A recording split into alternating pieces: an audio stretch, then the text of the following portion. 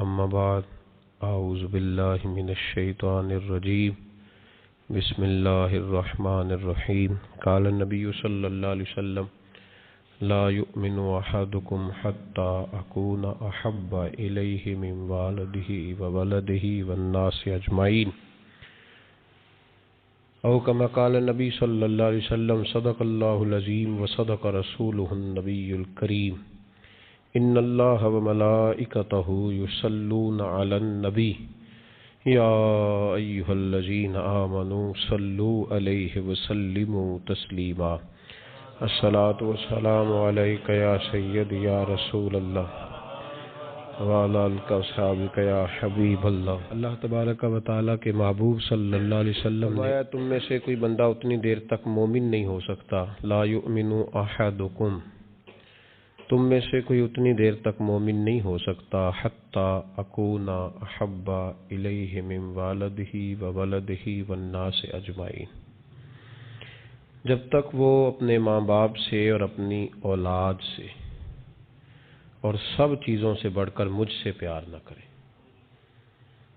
اتنی دیر تک اس کا ایمان مکمل نہیں ہو سکتا۔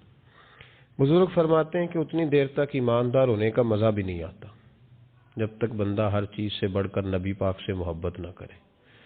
اور محبوب علیہ السلام نے اوپر کے رشتے بھی بیان کر دیے، نیچے کے بھی، فرمایا ماں باپ سے بڑھ کر بھی پیار کرنا ہے اور اولاد سے بڑھ کر بھی پیار کرنا، اور ناس اجمعین، ہر آدمی سے بڑھ کر تم نے مجھ سے محبت کرنی۔ حضرت سیدنا ابو بکر صدیق رضی اللہ تعالیٰ عنہ، ان کے بارے میں قرآن مجید کی آیات بھی موجود ہیں، احادیث مبارکہ بھی موجود ہیں، ان کے بارے میں صحابہ کرام کے اقوال بھی موجود ہیں، ان کی سیرت پر اپنوں نے بھی لکھا ہے، غیروں نے بھی لکھا ہے۔ حضرت سیدنا صدیق اکبر رضی اللہ تعالیٰ عنہ ایک بہت بڑی شخصیت کا نام ہے، یہ واحد شخصیت ہے جس کی صحابیت کا انکار کفر ہے، اس لیے کہ ان کے لیے لفظ صحابی قرآن پاک نے استعمال کیا۔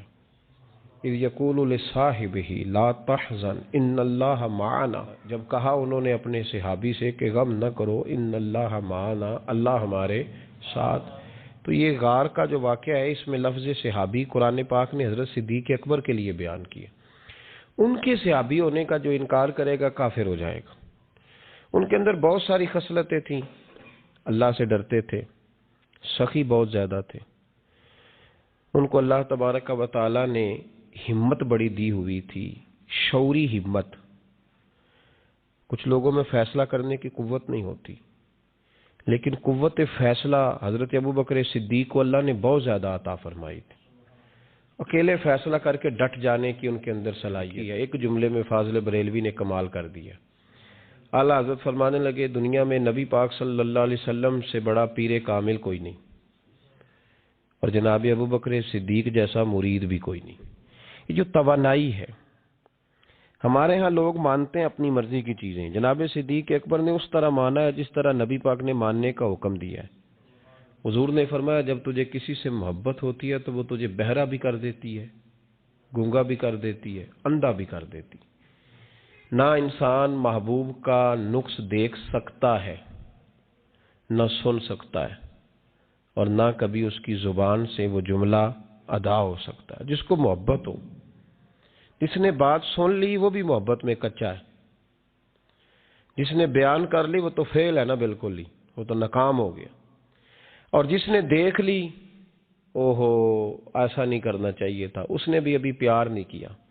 یہ وہ الفاظ ہیں حدیث کے جو خود رسول پاک نے بیان فرمائے۔ نبی پاک صلی اللہ علیہ وسلم نے فرمایا محبت آدمی کو اندھا بھی کر دیتی ہے، بہرا بھی کر دیتی ہے، گونگا بھی کر دیتی ہے۔ جب محبت ہوتی ہے تو پھر انسان کو کوئی ایسی چیز نظر، ابو جہل نے محبوب پاک علیہ السلام سے کہا معاذ اللہ، مجھے تو آپ کی طرح کا شخص کوئی نظر ہی نہیں آتا، یعنی اس نے کمزور لفظوں میں کہا۔ حضرت صدیق اکبر حضور کے سامنے کھڑے ہوئے تو کہنے لگے محبوب تیرے جیسا حسین نظر کوئی نہیں آتا۔ اب اس کے پاس چونکہ بغض تھا تو اپنے لفظوں میں بات کر رہا تھا، اس کی جو دل کی بات تھی وہ الفاظ بن کے آ چکی تھی۔ حضرت صدیق اکبر کے دل میں محبت تھی تو وہ اپنے لفظوں میں بات کر رہے، اپنے جملوں میں اس کا اظہار کر رہے۔ یاد رکھیے گا انہوں نے اس طرح محبت کی جس طرح محبت کرنے کا حق ہوتا ہے، یعنی ہر چیز ہی، مال بھی دے دیا، اولاد بھی دے دی، سارے بچے نبی پاک کی غلامی پہ لگا دیے، غلام بھی سارے حضور کے پیچھے لگا دیے، بس نبی پاک کی ڈیوٹی کرنی ہے۔ ہزاروں دینار کا نقصان اٹھایا، لیکن نبی پاک صلی اللہ علیہ وسلم کی غلامی پر ہر چیز کو ترجیح دی۔ بات تو ہم نے بڑی دفعہ سنی ہے، پر کبھی اس کے حسن کو بھی ملاحظہ فرمائیے نا، کبھی ذرا ملاحظہ فرمائیے نا۔ لوگ پیار کرتے ہیں، محبت کا دعویٰ کرتے ہیں، لیکن کہتے ہیں بھئی رستے رستے کی محبت ہے، یہاں مجھے 5,000 کا نقصان ہو رہا ہے، یہاں نہیں میں محبت کر سکتا۔ یہ نقصان 5,000 کا کون برداشت کرے؟ محبت ضرور ہے، پر اب اتنا نقصان کون برداشت کرے؟ جناب صدیق اکبر کا کمال دیکھیے کہ مال کا نہیں، جان کا نقصان برداشت کرنے کو بھی تیار ہے۔ کچھ لوگ ایسے ہوتے ہیں، کہتے ہیں آگے خطرہ ہے تو ہمیں نہیں جانا چاہیے۔ غار ثور میں جب نبی پاک صلی اللہ علیہ وسلم کو لے کے پہنچے نا حضرت صدیق اکبر، 5,413 فٹ اونچی غار ہے، جب حضور ذرا سا چلے تو قدموں کو تکلیف ہوئی تو عرض کرنے لگے حضور آپ میرے کندھوں پہ بیٹھ جائیں، پباں پار قدم نہیں لاؤندا تے سور پہاڑ تے چڑھیا جاندا، او پیا جاندا دے یار نبی دا، اے اصلی دلدار نبی دا۔ حضور کو لے گئے اور جب غار ثور پہ پہنچے تو کہنے لگے حضور مجھے اندر خطرہ لگتا ہے، آپ ٹھہریں، پہلے میں جاتا ہوں، پہلے میں جاتا ہوں۔ جناب صدیق اکبر تشریف لے گئے اور دیکھیں نا سالوں پرانی غار پڑی تھی، اس میں بڑا کچھ تھا، لیکن جناب صدیق اکبر نے پگڑی پھاڑ پھاڑ کے غار صاف کی۔ پھر جہاں سوراخ تھے نا، خطرہ تھا کہ کوئی سانپ بچھو نہ نکل آئے، وہاں چھوٹے چھوٹے ٹکڑے رکھ کے غار کو بند کیا۔ جب مکمل تسلی کر لی تو کہا حضور اب آپ تشریف لے آئیے۔ اب جب غار سے نکلے نا جانے کے لیے، اس انداز کو بھی ذرا دیکھیں۔ لوگ آج خشک دین کے بڑے قائل ہیں، کہتے ہیں بس ٹھیک ہے نماز پڑھنی چاہیے، روزہ رکھنا چاہیے، اتنی لمبی باتیں، آپ معرفت کی بات کرتے ہیں، آپ محبت کی بات کرتے ہیں، آپ وارفتگی کی بات کرتے ہیں۔ کچھ لوگوں کو تو لفظ عشق ہی بڑا برا لگتا ہے، وہ اس جملے تک جانا ہی پسند نہیں کرتے۔ او خدا کے بندو، یہ بھی تو انداز دیکھو نا صحابہ کا، جب نبی کریم سید عالم صلی اللہ علیہ وسلم کو لے کے وہ نکلے نا غار ثور سے، تو حضور کے ساتھ ساتھ چل رہے تھے، تو کبھی نبی پاک کے آگے جاتے تھے، کبھی حضور کے پیچھے، کبھی دائیں کبھی بائیں۔ تو محبوب کو پتہ ہے، پھر بھی پوچھا ابو بکر یہ کیا کر رہے ہو؟ تو عرض کرنے لگے حضور مجھے شک ہے کہ کافر طاق میں چاہتا ہوں اگر آگے سے تیر آئے تو وہ بھی میرے سینے پہ لگ جائے، پھر مجھے خیال آتا ہے ہو سکتا ہے پیچھے سے آ جائے، تو پیچھے ہٹتا ہوں کہ اگر پیچھے سے کوئی نیزہ آئے تو وہ بھی مجھے ہی لگ جائے، کوئی دائیں سے آئے تو وہ بھی مجھے ہی لگ جائے، کوئی بائیں سے آئے تو مجھے لگ جائے۔ طبیعت نہیں چاہتی کہ آپ کو ذرا سی بھی تکلیف پہنچے۔ یہ ذائقہ جب نبی پاک کے لیے لوگوں کے دلوں میں پیدا ہوتا ہے تو پھر اللہ تبارک و تعالی دین کی روشنی روح تک عطا فرما دیتا ہے۔ امام فخر الدین رازی نے لکھا ہے، سینکڑوں سال پہلے کے مفسر، اب تو لوگ سارا کچھ کھاتے میں ڈال دیتے ہیں نا کچھ مخصوص لوگوں کی۔ امام فخر الدین رازی نے لکھا، دیکھیں بات بڑی سادی سی ہے، لیکن حضرت ابوبکر صدیق کا بھی اپنا ذائقہ ہے۔ حضور نے انگوٹھی دی، کہا جاؤ اس انگوٹھی پہ نا اللہ کا نام لکھوا لاؤ۔ پہلے یہ بتائیے کہ چھوٹے چھوٹے کام اتنے بڑے بڑے لوگوں کو بھی بتائے جاتے ہیں؟ یہاں تو پانی پلانے کے لیے اور بندہ ہوتا ہے، اور جو تھوڑا سیانا ہوتا ہے وہ کہتا ہے یہ میری ڈیوٹی تو نہیں نا، میں تو صاحب ہوں، مجھے تو خود میں آیا ہوں مجھے پانی پلایا جائے، آپ یہ کیا کہہ رہے ہیں میں پانی پلاؤں؟ حضرت ابوبکر صدیق رضی اللہ تعالیٰ عنہ کو نبی پاک کام بتاتے تھے، اپنے ذاتی چھوٹے کام جو کوئی بچہ بھی کر کے آ سکتا ہے، لیکن یہ بھی میرے محبوب کی محبت ہے۔ فرمایا جو میری ذات کے تعلق سے کام ہوگا وہ میرا ابو بکر ہی کر کے آئے گا۔ جناب صدیق اکبر کو انگوٹھی دی، فرمایا جاؤ اس پہ اللہ کا نام لکھوا لاؤ۔ امام فخر الدین رازی نے لکھا ہے جناب صدیق اکبر گئے، کہتے ہیں میں نے لکھنے والے سے کہا کہ اللہ کا نام لکھ دو، پھر میری طبیعت نے گوارا نہ کیا کہ صرف اللہ کا لکھاؤں، میں نے کہا یار اس طرح کرو ساتھ میرے مصطفیٰ کا بھی لکھ دو۔ حضور کا حکم کیا ہے؟ تو حضرت ابوبکر کیا کہتے ہیں؟ یہاں لوگوں کو بڑا شکوہ ہے، کہتے ہیں آپ جناب بڑھا کے حضور کی شان بے اتنی بات کہو جتنی ہے، حد میں رکھو۔ اور میں نے کہا بیوقوف تو حضور کی حد بتا دینا، ہم وہیں تک رہ جائیں گے۔ بلغ العلا بے کمال ہی کشف الدجا بے جمال حسنت جمیع خصال صلو علیہ وآلہ، تو حد بتا ہم حد تک رہیں گے۔ نبی پاک صلی اللہ علیہ وسلم نے کہا میرا نام لکھو، اللہ کا نام لکھواؤ، جناب صدیق اکبر نے ساتھ حضور کا بھی لکھوا لیا۔ واپس لائے نا، حضور کو انگوٹھی دی تو اس پہ لکھا تھا اللہ، محمد اور ابو بکر۔ تو حضور نے فرمایا ابو بکر یہ تو نے کیا کیا ہے؟ میں نے کہا تھا اللہ کا لکھوا لا، تو میرا بھی لکھوا لایا، اپنا بھی۔ جناب صدیق اکبر چونک گئے۔ امام فخر الدین رازی نے لکھا چونکے، عرض کرنے لگے یا رسول اللہ میں نے آپ کا نام تو لکھوایا ہے، میری طبیعت گوارا نہیں کرتی تھی کہ اللہ کا ہو اور آپ کا نہ ہو، خدا کا ذکر کرے، ذکر مصطفیٰ نہ کرے، ہمارے منہ میں ہو ایسی زبان خدا نہ کرے۔ کہا حضور اللہ کا نام تو آپ نے کہا تھا اور میں نے ساتھ گوارا نہیں کیا کہ آپ کا نہ ہو، تو میں نے لکھوا لیا ہے، باقی اپنا میں نے نہیں لکھوایا حضور، واللہ میں نے نہیں لکھوایا۔ محبوب ابھی بات سن ہی رہے تھے کہ جبریل امین حاضر ہو گئے، عرض کرنے لگے یا رسول اللہ رب فرماتا ہے ابو بکر گوارا نہیں کرتا کہ میرے نام سے آپ کا نام جدا ہو، تو رب گوارا نہیں کرتا کہ آپ کے نام سے ابو بکر کا نام جدا ہو، لہذا ابو بکر نے آپ کا لکھوایا ہے اور ابو بکر کا رب کریم نے لکھوا دیا ہے۔ تو بھائی محبت جب یہ روپ اختیار کرتی ہے تو اعلیٰ حضرت پھر بول اٹھتے ہیں، فرماتے ہیں اگر مصطفیٰ جیسا پیر کوئی نہیں تو پھر ابو بکر جیسا مرید بھی کوئی نہیں۔ حضرت ابو بکر صدیق سے کسی نے پوچھا آپ کی پسند کیا ہے؟ کہنے لگے ایک میری پسند یہ ہے کہ میری بیٹی مصطفیٰ کے گھر میں جائے اور حضور کی نوکری کرتی رہے، اور یا ابو بکر دوسری، فرمایا دوسری پسند یہ ہے کہ رب مجھے مال دیتا رہے اور میں محبوب کے قدموں پہ قربان کرتا رہوں۔ تو تیسری، فرمایا تیسری پسند یہ ہے کہ النظر الی وجہ رسول اللہ، حضور بیٹھے رہیں اور میں حضور کے چہرے کا دیدار کرتا رہوں، یہ میری پسند ہے۔ انہوں نے اپنی زندگی ڈھال لی تھی نبی پاک کی غلامی میں، ڈھال لیا تھا اپنے آپ، اس لیے مطمع نظر ہی ایک تھا، زاویہ نگاہ ہی ایک تھا، سوچ ایک کی طرف رہتی تھی، دائیں بائیں جاتی نہیں۔ میرے بھائی جب محبت خالص کرنی ہے تو میرے اسا فرمایا کرتے تھے کسی نے حضور کا عشق سیکھنا ہے تو جناب صدیق اکبر سے سیکھے، ان سے سیکھو حضور سے محبت کس طرح کرنی، انہوں نے غلامی کس طرح کا انداز۔ ایک دن بیٹھے بیٹھے نا ایسے مسجد میں بیٹھے ہوئے تھے تو اچانک اٹھے، ہوش مند آدمی تھے، دانا آدمی تھے، بڑی ڈیوٹی کرنے اٹھے، تو جو ملک شام کی طرف رستہ جاتا تھا نا مدینے کا، اس رستے جانے لگے۔ امیر المومنین حضرت ابو بکر صدیق جاتے جا رہے ہیں، تھوڑی دیر گزری تو کچھ صحابہ نے کہا حضور آپ کدھر جا رہے ہیں؟ ہم بھی پیچھے پیچھے، کدھر جانا ہے؟ تو پلٹے تو رو پڑے، کہنے لگے ایک دفعہ نبی پاک صلی اللہ علیہ وسلم کئی دن کے بعد نظر نہیں آئے تھے، پھر حضور ادھر سے تشریف لائے تھے، تو میرے دل میں خیال آیا شاید آج بھی حضور ادھر سے آ جائیں، تو میں چلا سب روگاں دا روگ محمد جس کا نام بچھوڑا۔ کہا میں جب بہت علیل ہوئے نا حضرت صدیق اکبر، تو جناب عمر فاروق رضی اللہ تعالیٰ عنہ نے ایک طبیب بلایا ملک شام سے، کہا اسے دیکھو تو صحیح، روز بروز کمزور ہوتے جا رہے ہیں۔